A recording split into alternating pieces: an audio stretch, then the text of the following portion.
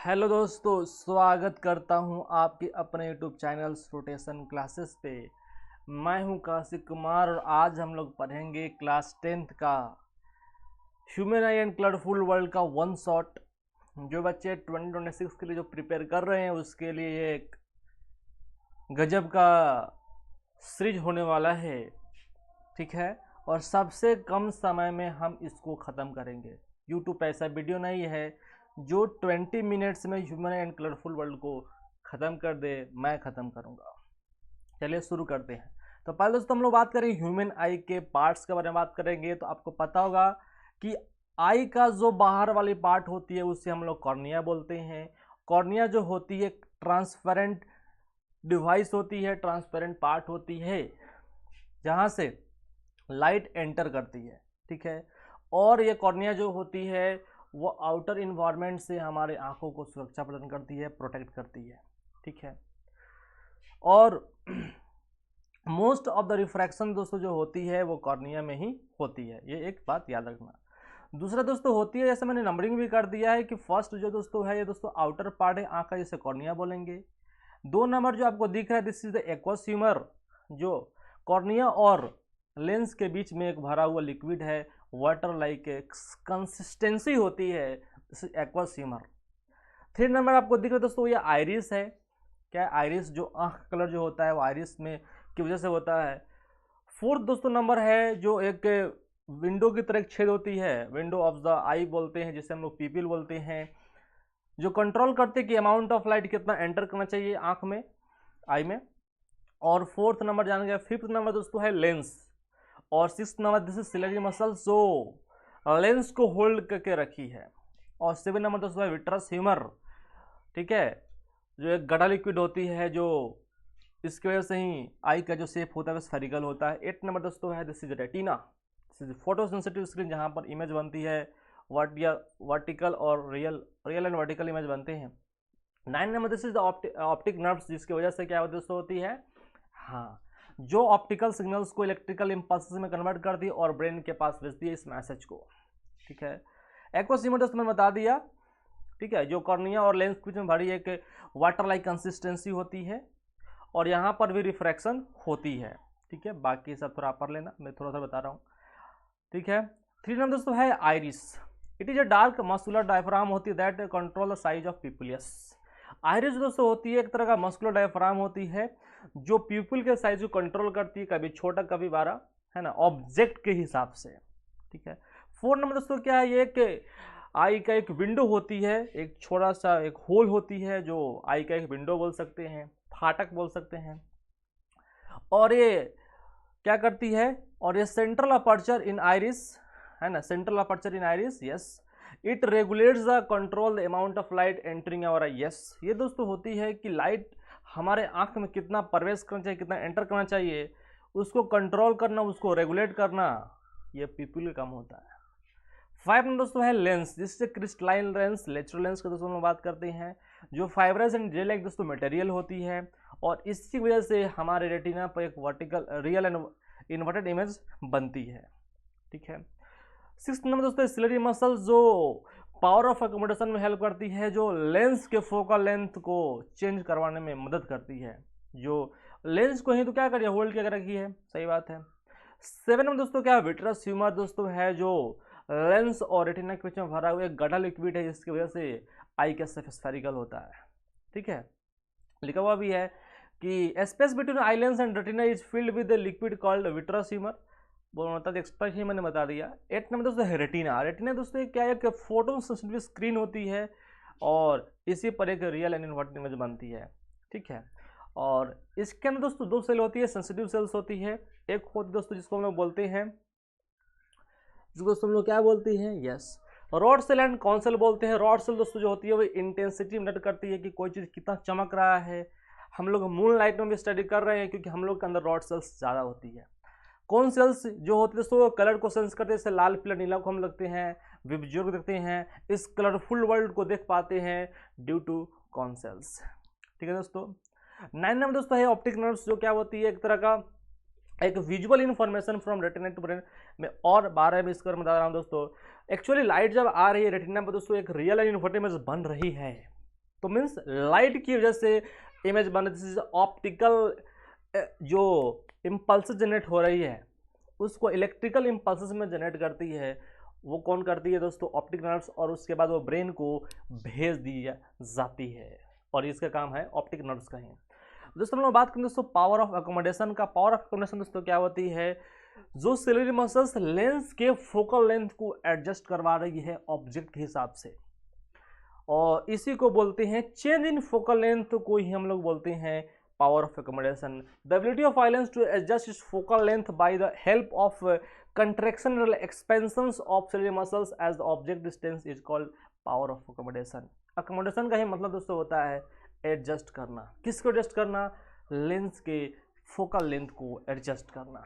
यदि ऑब्जेक्ट यदि आपका इनफाइनाइट पे है तो उस समय आपका लेंस बिल्कुल रिलैक्स्ड रहेगा, लेंस आपका पतला रहेगा, आंख पे असर बिल्कुल कम पड़ेगा।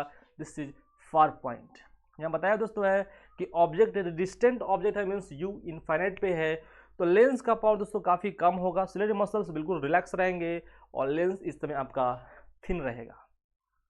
वही आपका ऑब्जेक्ट दोस्तों 25 सेंटीमीटर पे है तो उस समय आपको मतलब स्ट्रेस ज़्यादा पड़ता है, उससे और कम करोगे तो स्ट्रेस दोस्तों ज़्यादा पड़ेगा। लेकिन डॉक्टर्स लोग सलाह देते हैं कि कम से कम आप ऑब्जेक्ट को 25 पर देखें, कम से कम 25 पे आपको देखना चाहिए ताकि आपकी आंखों पे असर कम पड़े। तो इस समय दोस्तों क्या होगा? लेंस मोटा हो जाएगा, सिलेरी मसल्स बिल्कुल कंट्रैक्ट हो जाएगा, तो लेंस आपका बिल्कुल मोटा हो जाएगा, पावर बिल्कुल बढ़ जाएगा और फोकल लेंथ बिल्कुल कम हो जाती है। ठीक है, इंपॉर्टेंट दोस्तों पॉइंट लिखा हुआ है कि नियर पॉइंट क्या होती है? It is a minimum distance from I eight which an object can see clearly and distinctly. 25 centimetre पे ही आपको मतलब नियर पॉइंट का मतलब होता है कि आप ऑब्जेक्ट को कम से कम 25 पर देखें, है ना, और इसी डिस्टेंस पे आपको क्लियरली और डिस्टिंक्टली आप ऑब्जेक्ट को देख सकते हो। उससे आप कम करोगे तो आपकी आंख में स्ट्रेस बढ़ेगा, आंख में डिफेक्ट भी हो सकता है। ठीक है, तो मिनिमम डिस्टेंस है। It is also called list distance of distinct vision. Yes, ये डी होती है, डी का मतलब होता है list distance of distinct vision, या इसको हम लोग नियर पॉइंट भी हम लोग इसको बोल सकते हैं। जो नॉर्मल विजन के लिए दोस्तों ये होती है 25 सेंटीमीटर 1/4 मीटर आप बोल सकते हैं। ठीक है, फार पॉइंट, तो हम दूर से दूर वस्तु को भी हम लोग देख सकते हैं। दूर से दूर का मतलब होता है कि हम इनफाइनाइट पर रखी वस्तु को, चांद तारे, सेलेस्टियल ऑब्जेक्ट को भी हम लोग दोस्तों देख सकते हैं। तो एक नॉर्मल आई, ह्यूमन आई के लिए जो फार पॉइंट दोस्तों होती है वो होती है infinite. The farthest point up to which the human eye can see object clearly and distinctly. For normal vision के लिए दोस्तों फार पॉइंट कितने होती है? इनफाइनाइट होती है।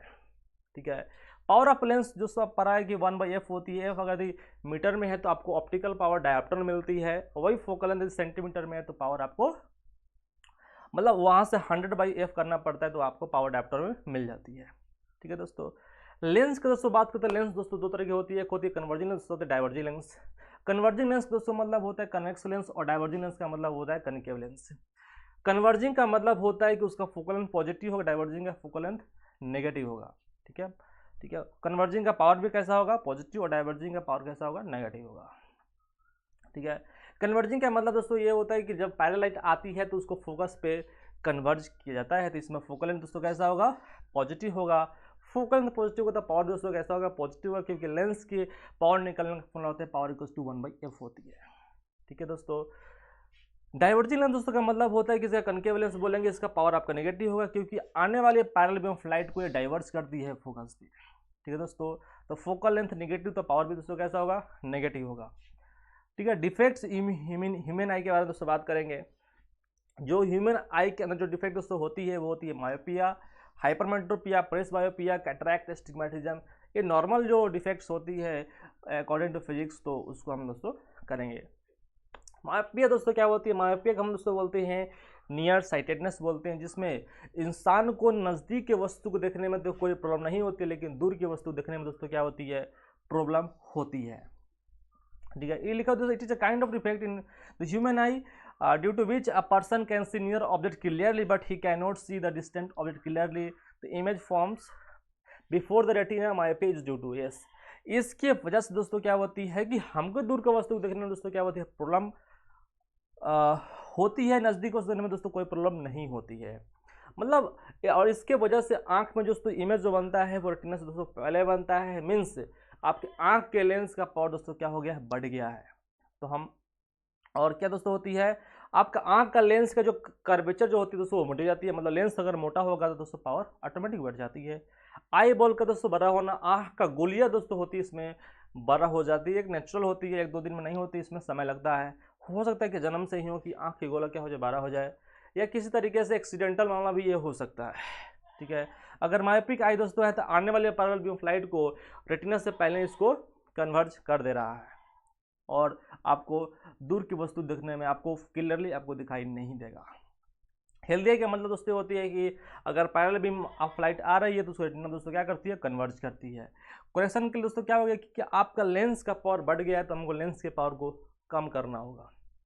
लेंस के पावर को कम करने के लिए हम यहाँ पे इसके सपोर्ट में लेंस न लगा के इसके अपोज में लेंस लगाएंगे, this is a diverging lens लगाएंगे। ठीक है, डाइवर्जिंग लेंस इसमें दोस्तों हम लोग लगाएंगे। Yes, you are right.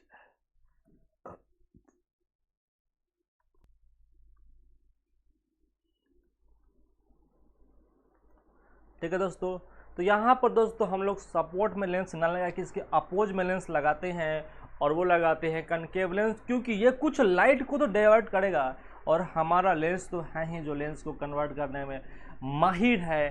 तो इसमें मायोपिया में हम लोग अपोज में लेंस लगाते हैं, this is a concave lens, diverging lens हम लगाते हैं। तो देखो दोस्तों यहाँ पे क्या हो रही है कि ये से कनकेव लेंस लगाने से दोस्तों फायदा यह हुआ कि हमारा जो ऑब्जेक्ट एक्चुअल में इनफाइनाइट पे था और हम इसके अंदर, मायोपिया का मतलब क्या होता है कि दूर की वस्तु को देखने में प्रॉब्लम है, मतलब फार पॉइंट कुछ आपका कम हो गया है, रिड्यूस्ड हो गया है। आपको 25 के बाद वस्तु को देखने में प्रॉब्लम तो होती है, लेकिन 25 पर नहीं, इनफाइनाइट पे रखी वस्तु को देखने में प्रॉब्लम होती है, लेकिन आपको 40 सेंटीमीटर पे 50 सेंटीमीटर पे देखने में तो कोई प्रॉब्लम नहीं ना हो रही है दोस्तों। चांद तारा को देखने में दोस्तों प्रॉब्लम हो रही है, लेकिन 40 पे 50 सेंटीमीटर रखे वस्तु को उस पर दिक्कत नहीं ना हो रहा है। हाँ सर, तो इस कनकेव लेंस लगाने की वजह से क्या हुआ कि आपका इमेज दोस्तों क्या बन रहा है, उसी 50 सेंटीमीटर पे बन रहा है, और इसके वजह से आपका एक वर्चुअल ऑब्जेक्ट बन रहा है। देखो लिखा हुआ है एक्चुअल में ऑब्जेक्ट इनफाइनाइट पे, लेकिन लेंस 1 की वजह से एक वर्चुअल ऑब्जेक्ट बन रहा है इसके रिड्यूस्ड फार पॉइंट पर, जो हम चाहते हैं।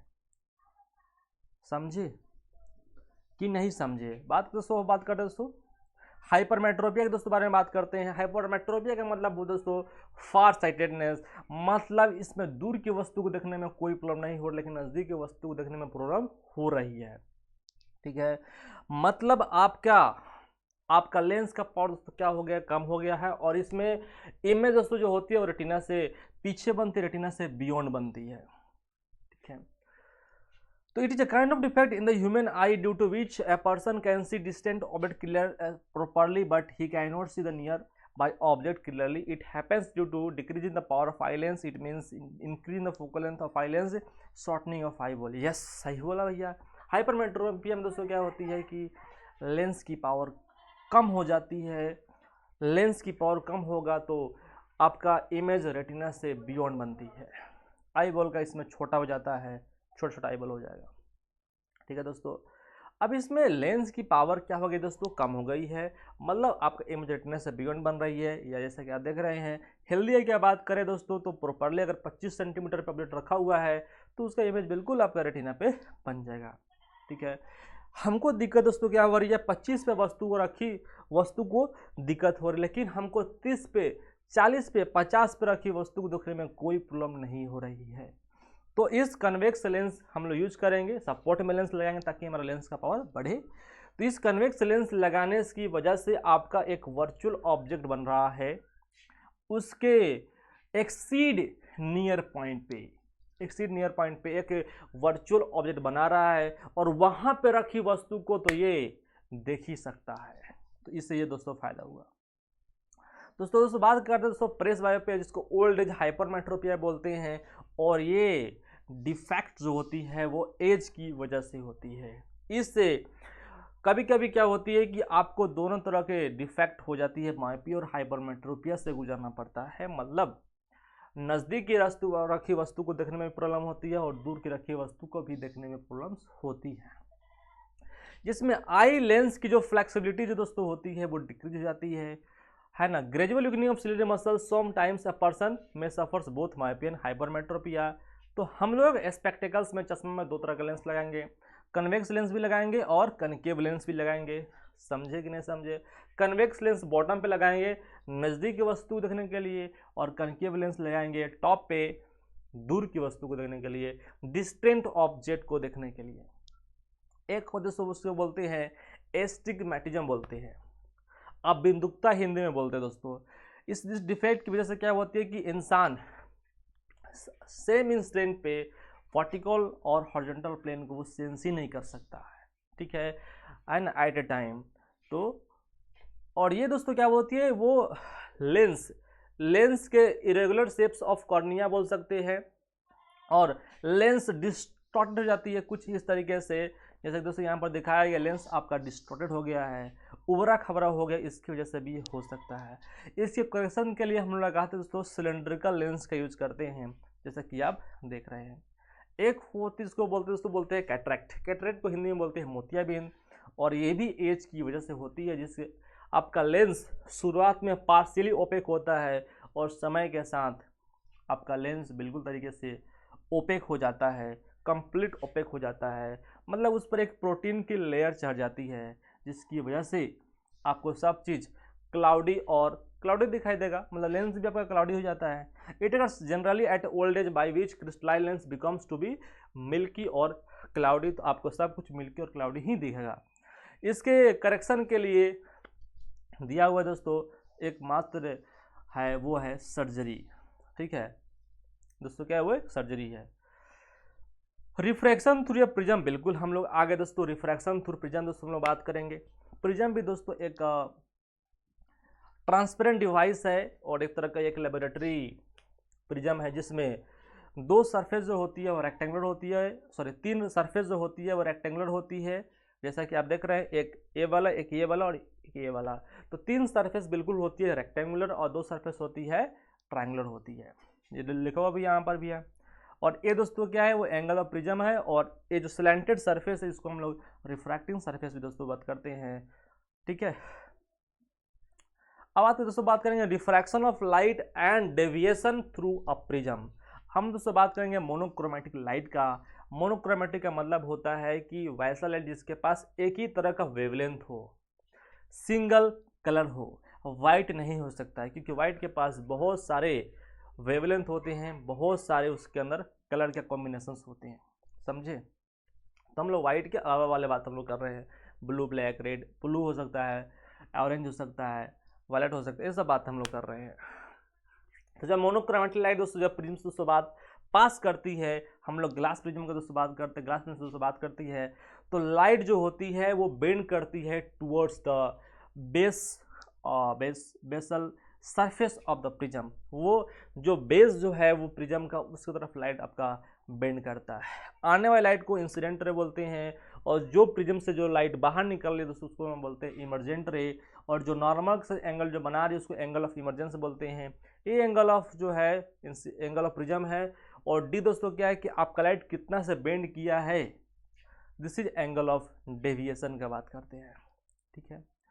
और वर्क इसका यही है, जो लाइट को बेंड करिए towards the base of the prism.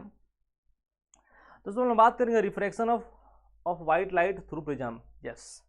तो वाइट लाइट्स, इससे भी रिफ्रैक्शन दोस्तों बात करेंगे कि वाइट लाइट कैसे रिफ्रैक्शन से होकर है प्रिज्म से। तो हम लोग बात करते हैं dispersion of white light. Dispersion of white light का मतलब होता है कि जब वाइट लाइट प्रिज्म से दोस्तों पास करती है तो अपने कॉन्स्टिट्यूएंट्स कलर्स में स्प्लिट हो जाती है, ठीक है। The splitting of white light into its components colour known as dispersion. तो आपके अपने कॉन्स्टिट्यूएंट कलर में डिस्ट्रीब्यूट हो जा रही है, तो इसी प्रोसेस, इसी फिनोमेनन को बोलते हैं डिस्पर्सन ऑफ वाइट लाइट बोलते हैं, ठीक है दोस्तों।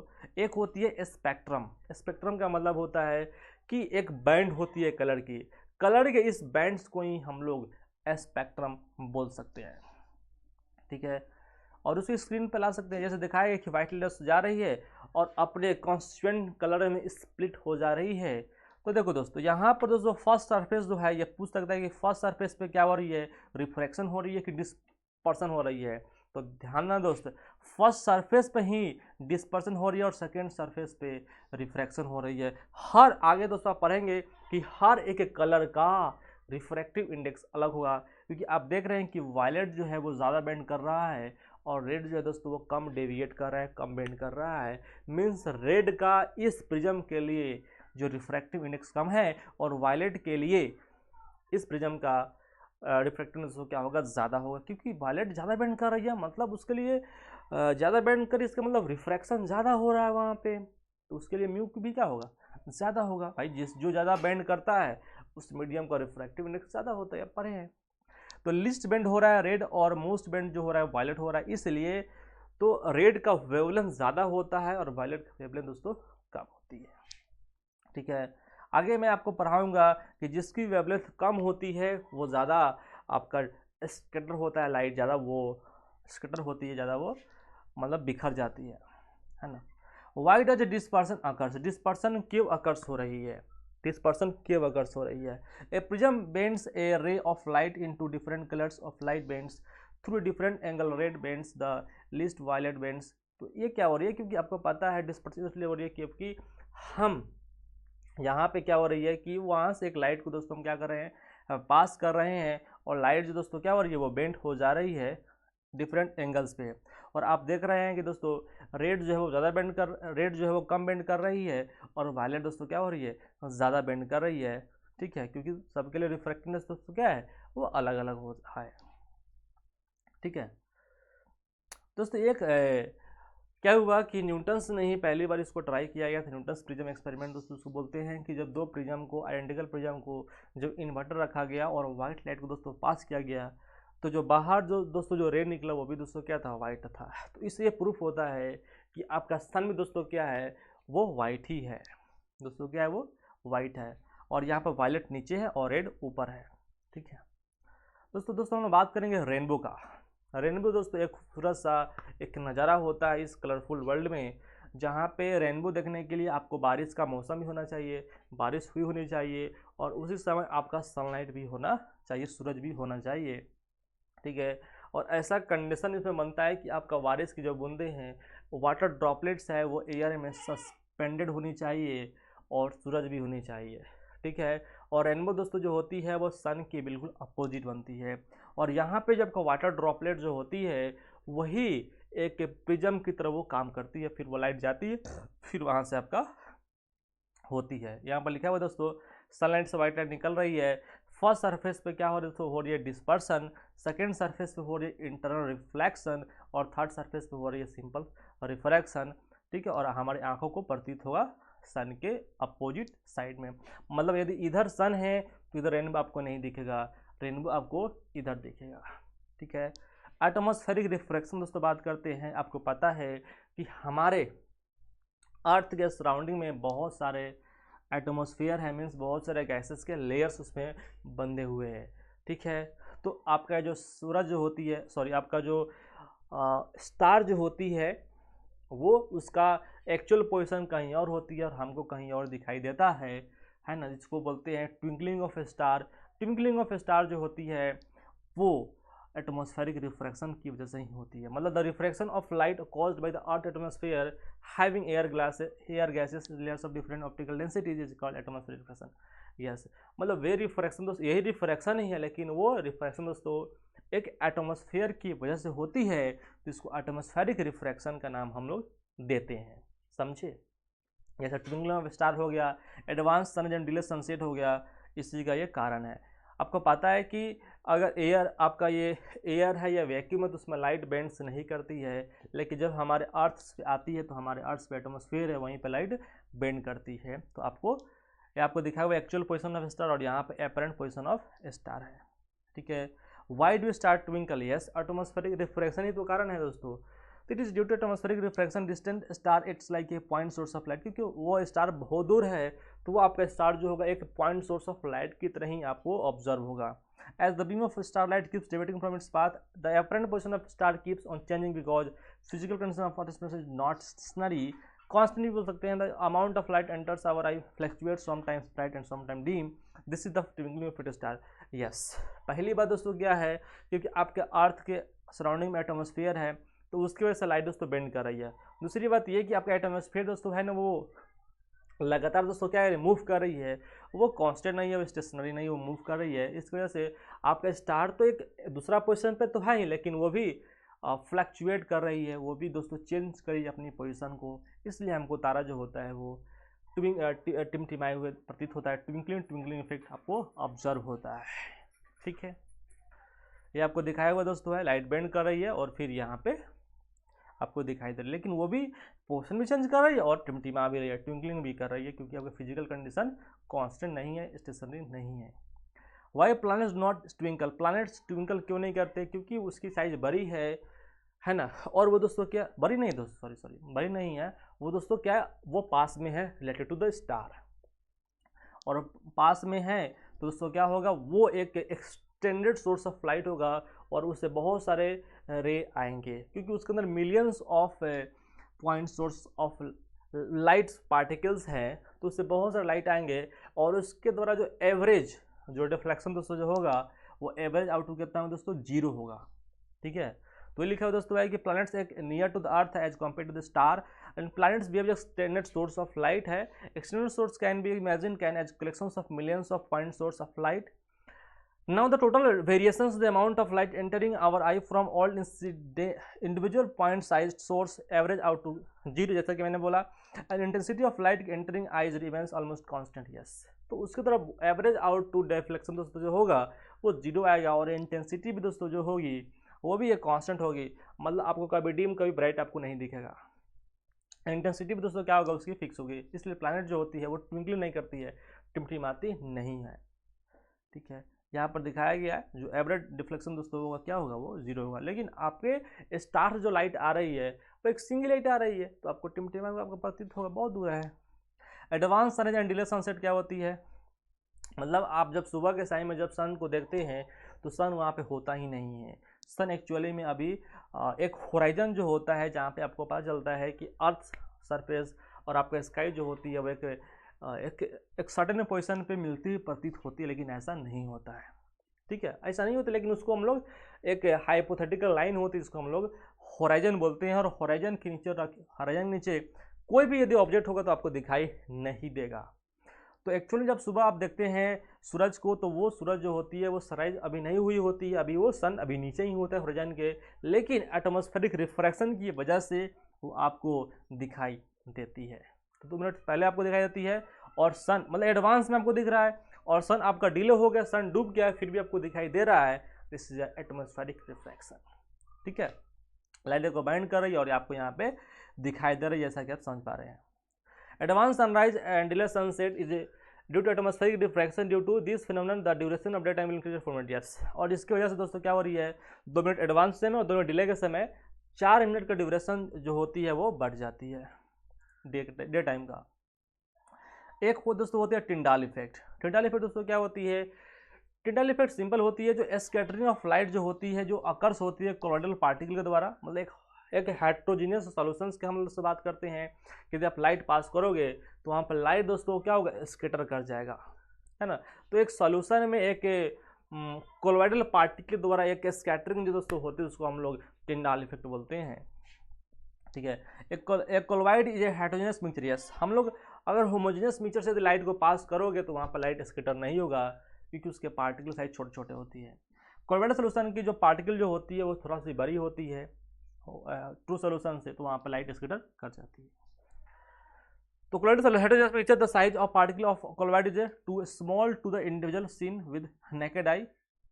मिल्क देखते हैं, मिल्क का जो कलर होता है वो टिंडाल इफेक्ट की वजह से होता है, वहाँ पे लाइट स्कैटर कर जाती है। स्मोक हो गया, डस्ट इन एयर हो गया। The path of beam of light passing through a true solution is not visible, बताया जैसा मैंने की। In colloidal solution colloids are big enough to scatter beam of light passing through it and makes its path visible. The colour of scatter light depends on the size of the scattering particle. Yes, जो scatter light की जो colour जो होती है वो depend करती है colloidal particle के साइज पे जो स्कैटर हो रही है।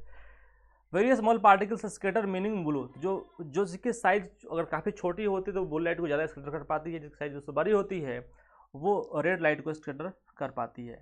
ठीक है, तो वेरी लार्ज पार्टिकल जो होती है वो scatter all colour of the light in equal minutes. अगर बहुत साइज ज़्यादा है तो वो किसको, सारे कलर को स्कैटर करती है, इक्वली स्कैटर करती है। Beam of sunlight enters A smoke field rooms through a small holes. जैसे आप देखा कि विंडो से दोस्तों क्या होती है, खिड़की से सुबह के टाइम में आपको दिखाई देगा कि एक रो बनता है, वो भी एक टिंडाली फैक्ट्री है जहाँ पे एक कॉलम बनता है कि वहाँ पे लाइट स्कैटर करते हैं। आप देखेंगे फॉरेस्ट में जैसे सुबह के टाइम में कैनोपी जो होता है, जो अर्थ जो उसका अपर लेयर होती है वो फॉरेस्ट की, तो वहाँ से जो लाइट एंटर करती है तो वहाँ पर भी एक लेयर बनती है, वहाँ पर एक भी रो एक बनता है इस तरीके से, तो भी उसका कारण स्कैटरिंग ही है, टिंडाली फैक्ट्री है। Why the colour of sky is appear to blue, yes scattering of light. ठीक है, मैंने बोला ना कि ब्लू कलर जो होता है वो क्या होती है, मोर स्कैटर होती है ना, क्योंकि आप देख सकते हो यहाँ पे द मॉलिक्यूल्स आपके सराउंडिंग में क्या है, मॉलिक्यूल्स ऑन एयर्स है, ठीक है ना। और ये आपको नून के समय आपको दिखाई देगा, क्योंकि आपको मॉर्निंग के समय में और ये सनसेट के समय में और सनराइज के समय आपको जो सन जो होता है और जो स्काई जो होता है आपको जनरली रेड ही दिखता है। लेकिन उसके बियॉन्ड अगर बात करें तो आपका स्काई दोस्तों कैसे दिखता है, वो ब्लू दिखता है, क्योंकि उसको एक लेस एटमॉस्फेयर मिलता है और ब्लू लाइट जो होती है जल्दी स्कैटर हो जाती है, क्योंकि उसकी वेवलेंथ दोस्तों क्या होती है, कम होती है। The molecules of air and other fine particles the atmosphere have size smaller than the wavelength of visible light. Yes, जो वेवलेंथ जो होती है लाइट की, अगर उससे कम का अगर पॉइंट साइज पार्टिकल आपको मिल रहे हैं तो वो स्कैटर हो जाती है। ठीक है, scattering is more light of shorter wavelength, hence blue colours scatter more strongly than red. Yes, तो रेड कलर का वेवलेंथ ज़्यादा होती है, उसके ऑर्डर में यदि कोई पार्टिकल आएगा तभी वो स्कैटर होगा। लेकिन अगर ब्लू कलर के वेवलेंथ के ऑर्डर में कोई पार्टिकल आ रही है तो जल्दी वो स्कैटर हो जाती है। ठीक है, this scattering blue light enters our eye, तो हमारे वही स्कैटरिंग लाइट यदि हमारे आंखों पे आती है तो हमको ब्लू कलर आपको स्काई दिखाई देता है। Reading of the sun at sunrise, देखो आप देखोगे सनराइज और सनसेट के समय में तो उसको एटमॉस्फेयर ज़्यादा मिलता है, देखो इससे ज़्यादा मिल रहा है ना इसको, और यहाँ पर जब वर्टिकली जब है तो वहाँ पे क्या दिखाई, कम दिखाई दे रहा है। ठीक है, तो यही ज़्यादा इसको एटमॉस्फेयर मिल पा, ज़्यादा स्कैटरिंग कर पाती है, तो ज़्यादा स्कैटरिंग कर पाती है तो यहाँ पर ब्लू कलर जल्दी खत्म हो जाएगा, तो रेड बचा, तो रेड ही यहाँ पर स्कैटर होती है, तो इसलिए आपको रेड आपको दिखाई देता है। नून के समय आपको एटमॉस्फेयर इसको कम मिल रहा है तो लेस स्कैटरिंग होगा तो ब्लू कलर ही स्कैटर हो कर पाते हैं, क्योंकि लेस एटमॉस्फेयर मिल रहे हैं। ठीक है, इंपॉर्टेंट पॉइंट दिया हुआ है कि the earth had no atmosphere there would not have been any scattering then the sky would have looked like dark. अगर अर्थ के सराउंड में कोई अगर एटमॉस्फेयर नहीं होता तो आपको ये जो स्काई जो दिखाई देगा वो बिल्कुल कैसे दिखाई देगा, डार्क दिखाई देगा। या कोई आपके एस्ट्रोनॉट्स है, एस्ट्रोनॉट्स स्पेस में है और ये आपको स्काई को देख रहे हैं तो उस समय भी आपको जो स्काई जो होगा वो अंधेरा दिखाई देगा। इसलिए आपके जब मून पे कोई एटमॉस्फेयर नहीं है तो आपको मून जो होता है वो अंधेरा ही दिखाई देता है। ठीक है, ऐसा भी दिखाई दे गया। Dangerous signals light are used in red colour, तो डेंजर जो सिग्नल जो होती है वो रेड कलर की होती है, क्योंकि रेड कलर का वेवलेंथ ज़्यादा होती है इसलिए उसको लगाया जाता है। क्योंकि फॉग्स और जो स्मोक होती है उसमें उसका स्कैटरिंग दोस्तों क्या होती है, कम होती है और वो लॉन्ग डिस्टेंस ही आपको वो दिखाई देगा। टोटल इंटरनल रिफ्लेक्शन दोस्तों क्या होती है कि ये एक सर्टेन कंडीशन में होती है, जब आपका लाइट दोस्तों होती है वो डेंसर मीडियम से रेड मीडियम दोस्तों पास करती है तो वहाँ पर लाइट दोस्तों क्या होती है, बेंड करती है। देखिए आप फर्स्ट कंडीशन पे अगर नॉर्मल इंसिडेंस पर तो उसमें कोई डेविएशन नहीं होगी, क्योंकि आई 0 है दोस्तों आर बी की क्या होगा दोस्तों, 0 होगा। लेकिन अगर एंगल ऑफ इंसिडेंस को बढ़ते जाएंगे तो क्योंकि लाइट आपका रेडर से डेंसर से कहाँ रेडर में जा रहा है तो रेडर में एंगल जो बनेगा वो हमेशा एंगल ऑफ इंसिडेंस से ज़्यादा बनेगा। तो अगर एक ऐसा कंडीशन आएगा कि आपका एंगल ऑफ इंसिडेंस के लिए एंगल ऑफ रिफ्रैक्शन कितना हो जाएगा, 90 डिग्री, तो उस पार्टिकुलर एंगल ऑफ इंसिडेंस को क्रिटिकल एंगल बोलते हैं। उससे ज़्यादा एंगल करोगे तो आपका लाइट जो होगा वो TIR कर जाएगा, लाइट अपने ही मीडियम में वापस आ जाती है। वही बात लिखा है, क्रिटिकल एंगल क्या होती है, जब लाइट दोस्तों क्या होती है रेडर जैसे डेंसर में पास करती है तो एक पार्टिकुलर एंगल ऑफ इंसिडेंस के लिए एंगल ऑफ रिफ्रैक्शन कितना हो जाए, 90 डिग्री हो जाए, उसको हम लोग क्रिटिकल एंगल बोलते हैं। ठीक है, इसे इक्वेशन लिखा गया है mu into sine C equal to mu nought into sine 90, तो यहाँ से सी का साइन इनवर्स म्यू नॉट बटा म्यू हो जाएगा। टोटल इंटरफेरेंस दोस्तों क्या होती है भाई कि लाइट जब रेड से डेंसर दोस्तों पास करती है तो पूरे की पूरे लाइट जो होती है वो अपने मीडियम में चलाती है, कब आती है, जब angle of incidence critical angle से दोस्तों क्या हो, ज़्यादा हो। तो मैंने बहुत सारा एप्लीकेशन पढ़ाया, पढ़ाई करते रहे। All the very best, thank you so much.